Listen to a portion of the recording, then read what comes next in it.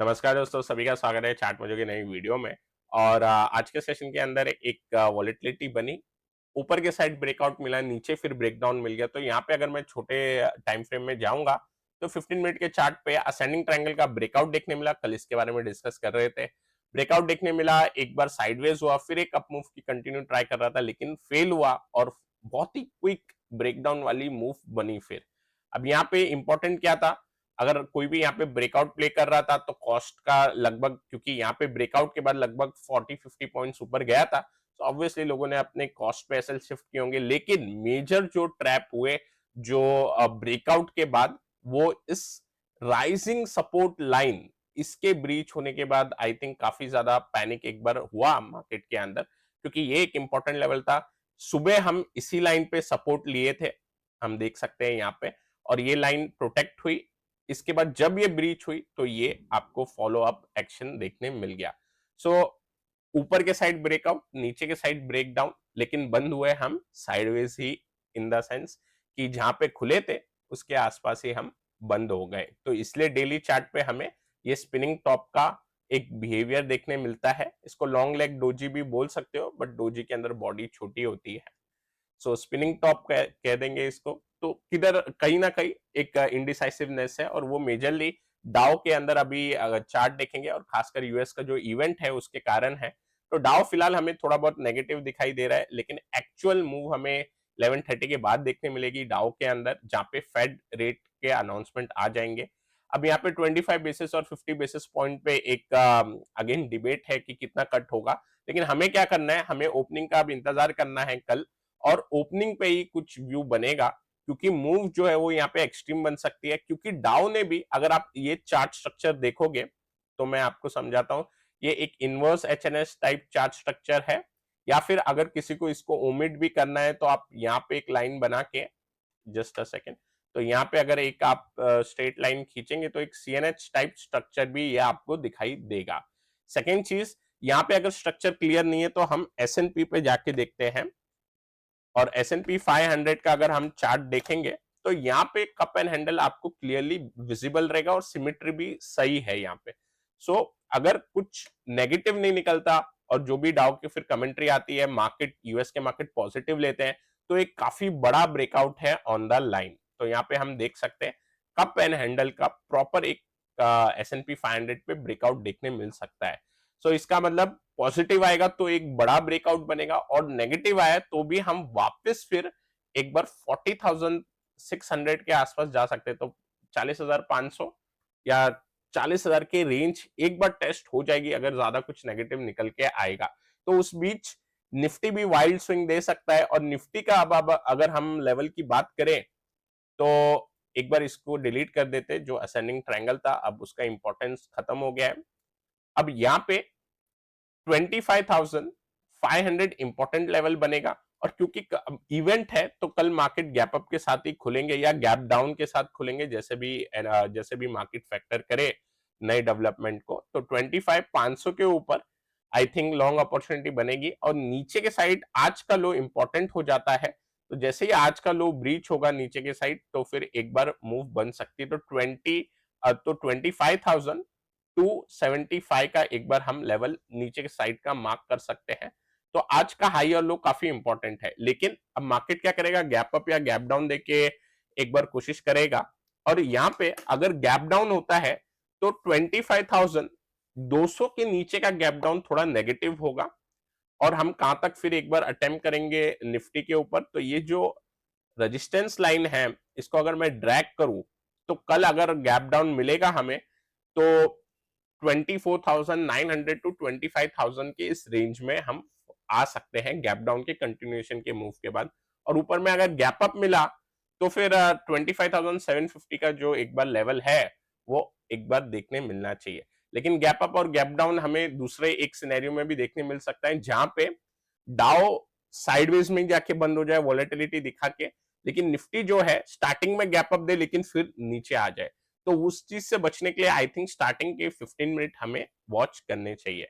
अब bank Nifty जो आज का मेन स्ट्रेंथ वाला एक जो इंडेक्स है उसने काफी संभाला, और बैंक निफ्टी ने अपना कप एंड हैंडल का जो हम ब्रेकआउट देख रहे थे, या आप इनवर्स एचएनएस भी बोल लें, तो ये आज एक अच्छी डिसाइसिव मूव दी और गैप भी फिल कर दी, ऑलमोस्ट गैप फिल किए, क्योंकि गैप आपका 5300 पे था, साइकोलॉजिकल लेवल 53000 के आसपास है, और 52,950 का लेवल आज इसने टच किया। सो ऑलमोस्ट जो कप एंड हैंडल का फर्स्ट अगर कोई लेवल निकालना चाहे विद द कप डेप्थ, ठीक है, तो पहला हम सिर्फ हॉलो जो एरिया है वहां का लेंथ लेंगे, वो लेंथ अगर आप ऊपर रखोगे तो आपको ये लेवल आते हुए दिखाई दे जाएंगे। सेकंड जो लेवल रहता है वो रहेगा इसका पूरा लेंथ, ठीक है, तो सेकंड के लिए अगर आप लेवल निकालना चाहोगे तो ये पूरा लेंथ, इसको अगर हम ऊपर प्लॉट करेंगे और कुछ पॉजिटिव अगर डाउ के अंदर निकल के आया तो नया हाई बनने के काफी हाई चांसेस हो जाएंगे। फिर अगर नहीं निकल के आए तो साइडवेज हो सकते हैं, वीक हो सकते हैं। तो बैंक निफ्टी ने काफी अच्छा काम किया। अच्छा, इसमें मिड कैप निफ्टी आज थोड़ा वीक हो गया, और मिड कैप निफ्टी ने बाकी काउंटर की तरह, बाकी सच बैंक निफ्टी की तरह स्ट्रेंथ नहीं पकड़ी, तो निफ्टी की तरह ही ये भी थोड़ा नीचे फिसल गया, और वीकनेस थोड़ी ज्यादा थी मिड कैप के अंदर, पर इसकी जो क्लोजिंग थी वो अच्छी थी। क्यों? क्योंकि हम फिर से प्रीवियस रेजिस्टेंस के ऊपर जाके बंद हुए हैं, जो कि आपका आता है 59,550, तो इसके ऊपर क्लोजिंग मिली है, तो फिर इसको थोड़ा ठीक ही कहेंगे। अब बॉन्ड यील्ड की बात करें तो साइडवेज है, और यहाँ पे अगर 50 बेसिस पॉइंट आएगा तो और थोड़ा नीचे जाएगा, बट 25 बेसिस पॉइंट आएगा तो थोड़ा बहुत स्पाइक हो सकता है। डॉलर इंडेक्स भी वीक है। यहाँ पे ब्रेंट ने कल ये ब्रॉडनिंग डिक्लाइनिंग वेज का मूव कंप्लीट किया। अब मेरा जो बायस रहेगा वो डाउन साइड का बायस रहेगा। अगर हम 71 के नीचे क्लोज हो जाते हैं ब्रेंट पे, तो फिर डाउन साइड फिर से ओपन होगी। गोल्ड सिल्वर साइडवेज है अनाउंसमेंट से पहले। काउंटर की बात करते हैं। काउंटर के अंदर हमने by the way BSc counter जो डिस्कस किया था, काफी एक शानदार मूव बनी, और कल बीएससी ने लोगों को परेशान किया ब्रेकआउट के बाद। ये हमने देखा है कि doji candle, spinning top candle या प्रीवियस रेजिस्टेंस पर जाके काउंटर एक बार रीटेस्ट करता है, उसके बाद स्ट्रेंथ जिस हिसाब से रहती है तो हमें फर्दर मूव देखने मिलती है। तो काफी शानदार मूव, लगभग 17% की आज हमें बीएससी के अंदर मूव देखने मिली। जो हमने चार्ट स्टडी की थी, एक बेसिंग पैटर्न बना था, तो काफी शानदार तरीके से ऊपर गया है। सेकंड जो हम क्वेस्कॉर्प डिस्कस कर रहे थे, तो क्वेस्कॉर्प के अंदर भी अच्छा खासा एक हल्का गैप आपके साथ ब्रेकआउट बना। अच्छा, ये इसने हाई कहां तक लगाया? 865 तक हाई लगाया। मेरे हिसाब से 890 तक पहुंचता तो ज्यादा अच्छा, 880 तक पहुंचता तो थोड़ा और एक बार जो हम एक्सपेक्ट कर रहे थे, ये जो सिमेट्रिकल ट्रायंगल है फर्स्ट, तो वहां तक आ जाता। वॉल्यूम काफी अच्छी बनी है। अब दोस्तों, काउंटर से ध्यान आया कि ये जो बैंकिंग काउंटर थे, क्योंकि आज बैंक निफ्टी ने गैप फिल कर लिया फाइनली, अपना थोड़ा सा रह गया पॉइंट, लेकिन हमने फिर जो बैंक के ऊपर भी चार्ट स्टडी की थी।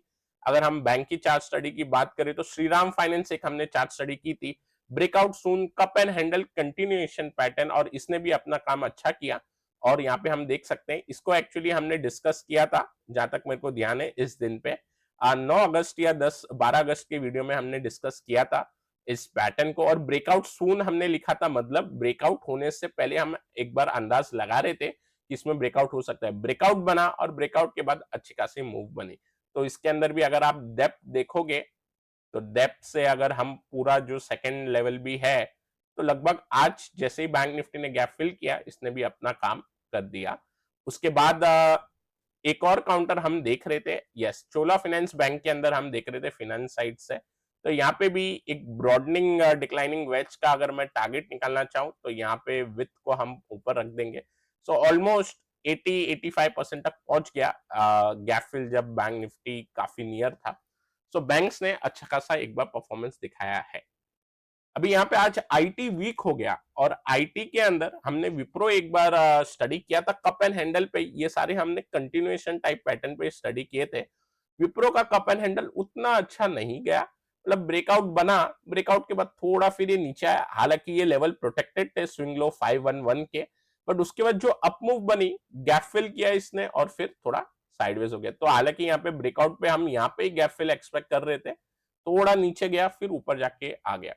इसमें इन्फी की बात करें तो मेरे हिसाब से इन्फोसिस एक बार अच्छा करना चाहिए, अगर आईटी टर्न करता है तो। आज अगर नास्डैक घूमेगा फॉरेन के अंदर, एक बार रिवर्सल नास्डैक देता है, तो मेरा ध्यान इन्फोसिस पे होना चाहिए, क्योंकि इन्फोसिस ने अपना ऑल टाइम हाई का ब्रेकआउट का अटेम्प्ट किया था, और फिर उसके नीचे आ गया। अब लेकिन डाउई वीक हो जाए और आईटी भी गिर जाए, नास्डैक गिर जाए, फिर हम इसको नहीं देखेंगे। अब काउंटर क्या करे? क्योंकि काफी ज्यादा एक बड़ा इंपॉर्टेंट इवेंट है, क्योंकि ये इवेंट के बाद काफी कुछ मार्केट के अंदर फैक्टर इन होना स्टार्ट हो जाएगा और फेड का क्या स्टांस रहेगा आगे यूएस के इकोनॉमी पे वो क्लियर होगा। उससे हम देखेंगे कि बैंक्स के ऊपर कितनी मूव बननी है या फिर मेटल के ऊपर कितनी मूव्स बननी है, वो चीज क्लियर होगी। अब दोस्तों, मेटल के अंदर एक काउंटर हमने डिस्कस किया था एनएमडीसी, जो कि बीएससी के टाइम में किया था आई थिंक, या उससे एक दिन हमने पहले देखा था। ओबराय रियलिटी के साथ एक बार डिस्कस कर रहे थे। ये दोनों काउंटर को मेरे हिसाब से हम देख सकते हैं कि बीओ लेवल पे है ओबराय रियलिटी अभी, और एनएमडीसी जो है वो थोड़ा ब्रेकआउट देख के नीचे आ गया। मतलब अगर कल कुछ ऐसा कुछ आता नहीं है कि मेटल या रियलिटी सेक्टर को कुछ फायदा मिले, तो फिर ये काउंटर साइडवेज हो जाएंगे। बट थोड़ा भी पॉजिटिव निकल के आए तो यहाँ दोनों जगह पे आई थिंक ब्रेकआउट देखने मिल जाएगा। तो अगर ज्यादा रेट कट होता है तो थोड़ा पैनिक शायद सिचुएशन हो जाए, लेकिन 25 बेसिस पॉइंट की काफी ज्यादा एक्सपेक्टेशन पर्सनली लग रही है, और वो अगर होता है तो एक बार के लिए रियलिटी काउंटर पे मूव बननी चाहिए। लेकिन कंडीशन हमेशा यही रहेगी कि निफ्टी पॉजिटिव हो, ब्रॉडर मार्केट पॉजिटिव हो, तो ये प्ले अच्छे से एक बार हो सकते हैं।